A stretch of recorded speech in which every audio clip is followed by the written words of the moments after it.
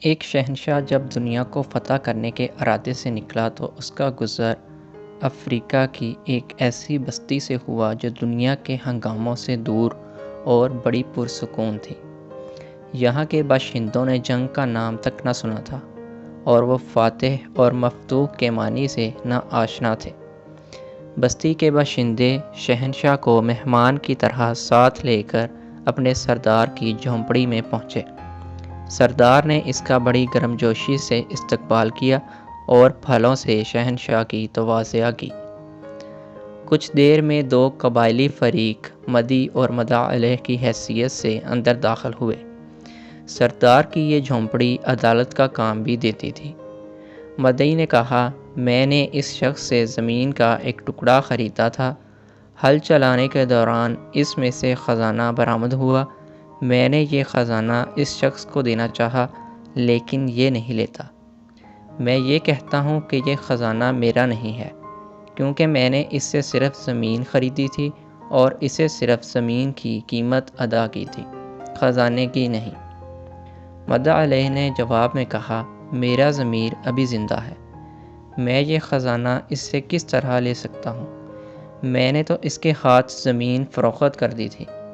اب اس میں سے جو کچھ بھی برآمد ہو یہ اس کی قسمت ہے اور یہی اس کا مالک ہے۔ میرا اب اس زمین سے اور اس میں موجود اشیاء سے کوئی تعلق نہیں۔ سردار نے غور کرنے کے بعد مدعی سے دریافت کیا، تمہارا کوئی لڑکا ہے؟ ہاں ہے۔ پھر مدعا علیہ سے پوچھا، اور تمہاری کوئی لڑکی بھی ہے؟ جی ہاں۔ مدعا علیہ نے بھی اس بات میں گردن ہلا دی۔ تو تم ان دونوں کی شادی کر کے یہ خزانہ ان کے حوالے کر دو۔ اس فیصلے نے شہنشاہ کو حیران کر دیا۔ وہ فکر مند ہو کر کچھ سوچنے لگا۔ سردار نے شہنشاہ سے دریافت کیا، کیوں، کیا میرے فیصلے سے آپ مطمئن نہیں ہیں؟ نہیں، ایسی بات نہیں ہے، شہنشاہ نے جواب دیا، لیکن تمہارا فیصلہ ہمارے نزدیک حیران کن ضرور ہے۔ سردار نے سوال کیا، اگر یہ مقدمہ آپ کے روبرو پیش ہوتا تو آپ کیا فیصلہ سناتے؟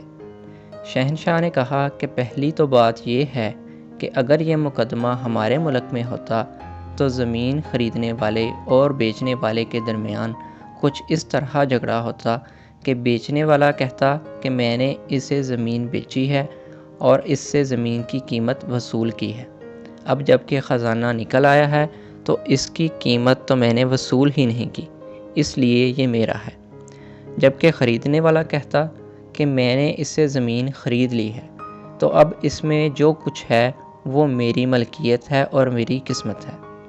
سردار نے شہنشاہ سے پوچھا کہ پھر تم کیا فیصلہ سناتے؟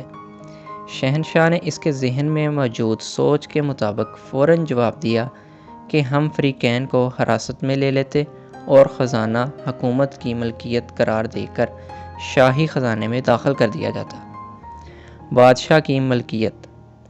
سردار نے حیرت سے پوچھا، کیا آپ کے ملک میں سورج دکھائی دیتا ہے؟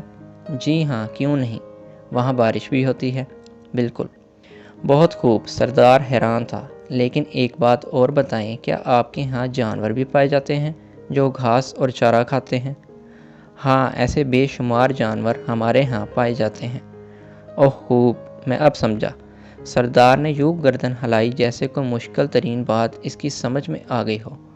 تو اس ناانصافی کی سرزمین میں شاید انہی جانوروں کے طفیل سورج روشنی دے رہا ہے اور بارش کھیتوں کو سیراب کر رہی ہے۔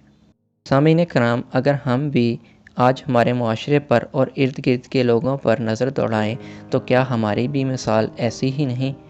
ہم صرف دنیاوی دولت اور لالچ کے پیچھے اپنے رشتوں کو قربان کرتے ہوئے بھاگتے دکھائی دے رہے ہیں۔ اس کہانی سے ہمیں یہ سبق ملتا ہے کہ رشتوں کی قدر اور منزلت دنیاوی دولت سے کہیں زیادہ ہے۔ لالچ کو بری بلا اسی لیے قرار دیا گیا ہے کیونکہ یہ انسان کو اندھا کر دیتی ہے۔ امید کرتا ہوں آپ کو میری یہ ویڈیو اچھی لگی ہوگی۔ ویڈیو اچھی لگی ہو تو اسے لائک کر دیں اور اسے اپنے دوستوں کے ساتھ شیئر بھی ضرور کریں۔ اللہ حافظ۔